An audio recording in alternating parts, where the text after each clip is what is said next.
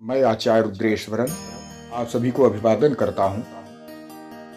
श्री शिव महापुराण के अंतर्गत चल रहे रुद्र संहिता जो प्रथम खंड है, उसके अंतर्गत हम 9वां अध्याय आज श्रवण करेंगे, जिसमें देवी उमा एवं भगवान शिव का प्राकट्य और उनका उपदेश दिया हुआ है। आइए चलते हैं। ब्रह्मा जी बोले, नारद, भगवान विष्णु द्वारा की गई अपनी स्तुति सुन करके कल्याणमयी शिव बहुत प्रसन्न हुए और देवी उमा सहित वहां प्रकट हो गए। भगवान शिव के 5 मुख थे और हर मुख में 3 नेत्र थे।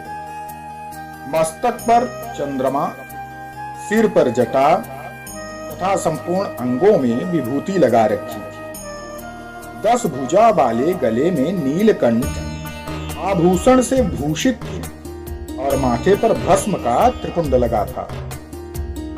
उनका यह स्वरूप मन को बड़ा मोहित करने वाला था, परम आनंदमय था। महादेव जी के साथ भगवती उमा ने भी हमें दर्शन दिए। उनको देख करके मैंने और विष्णु जी ने उनकी स्तुति करना आरंभ कर दी। तब पापों का नाश करने वाले तथा अपने भक्तों पर सदा कृपा दृष्टि रखने वाले महेश्वर ने मुझे और भगवान विष्णु को श्वास से वेद का उपदेश दिया। तत्पश्चात उन्होंने हमें गुप्त ज्ञान प्रदान किया। वेद का ज्ञान प्राप्त कर कृतार्थ हुए विष्णु जी और मैंने भगवान शिव और देवी के सामने अपने दोनों हाथ जोड़ करके नमस्कार करते हुए प्रार्थनाएं की। विष्णु जी ने पूछा, हे देव, आप किस प्रकार प्रसन्न होते हैं तथा किस प्रकार आपकी पूजा और ध्यान करना चाहिए, कृपया करके हमें बताइए तथा सद उपदेश दे करके धन्य कर दीजिए।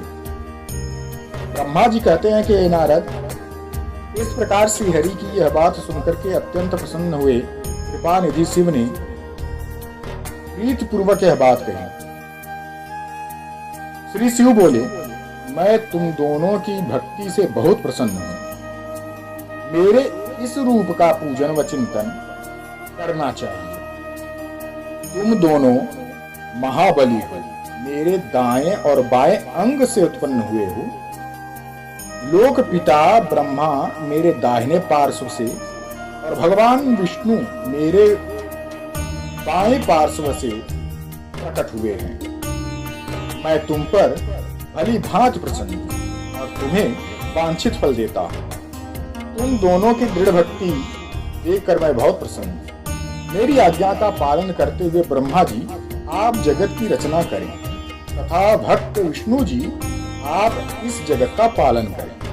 भगवान विष्णु बोले, प्रभु, यदि आपके हृदय में हमारी भक्ति प्रीति उत्पन्न हुई है और आप हम पर प्रसन्न होकर के हमें वर देना चाहते हैं, तो हम यही वर मांगते हैं कि हमारे हृदय में सदैव आपका अनन्य एवं अविचल भक्ति बनी रहे।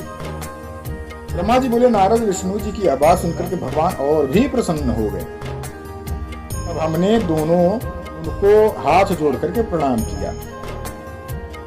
शिव जी कहते हैं कि मैं सृष्टि पालन और संहार का करता हूं। मेरे स्वरूप सद्गुण और निर्गुण में मैं सच्चिदानंद निर्विकार ब्रह्म परमात्मा सृष्टि की रचना, रक्षा और प्रलय रूप गुण के कारण मैं ही ब्रह्मा, विष्णु और रुद्र के नाम से तीनों रूप में विभक्त हूँ। मैं भक्तवत्सल हूँ और भक्तों की प्रार्थना को सदैव पूरा करता हूँ। मेरे इसी अंश से रुद्र की उत्पत्ति होती है। पूजा की विधि विधान की दृष्टि से हमने कोई अंतर नहीं है।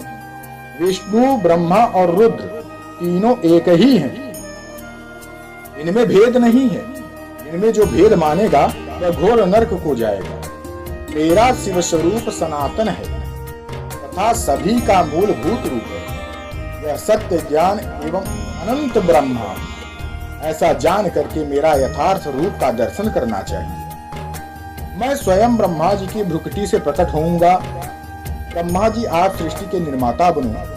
श्री हरि विष्णु इसका पालन करें तथा मेरे अंश से प्रकट होने वाले रुद्र प्रलय करने वाले हैं। उमा नाम से विख्यात परमेश्वरी प्रकृति देवी हैं। इन्हीं की शक्तिभूता वाग देवी सरस्वती ब्रह्मा जी की अर्धांगिनी होंगी और दूसरी देवी जो प्रकृति की हैं उनको उत्पन्न होने के बाद भगवान विष्णु का वर्ण करेंगे। लक्ष्मी रूप में विष्णु जी की शोभा बढ़ाएंगे तथा काली नाम से जो तीसरी शक्ति उत्पन्न होगी वह मेरे अंशभूत रुद्रदेव को प्राप्त होगी।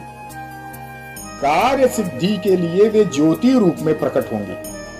उनका कार्य सृष्टि पालन और संहार का संपादन है। मैं ही सृष्टि पालन और संहार करने वाले रज आदि 3 गुणों द्वारा ब्रह्मा विष्णु और रुद्र नाम से प्रसिद्ध तमोगुण बाहर सत्व गुण धारण करते हैं।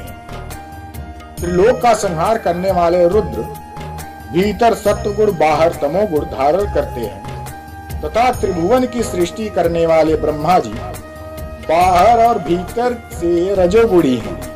इस प्रकार ब्रह्मा विष्णु तथा रुद्र तीनों देवताओं में गुण है तो शिव गुणातीत माने जाते हैं।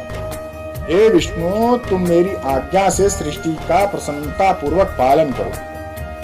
ऐसा करने पर तुम 3 लोक में पूजनीय हो जाओगे। आज के लिए बस इतना ही। हर हर महादेव।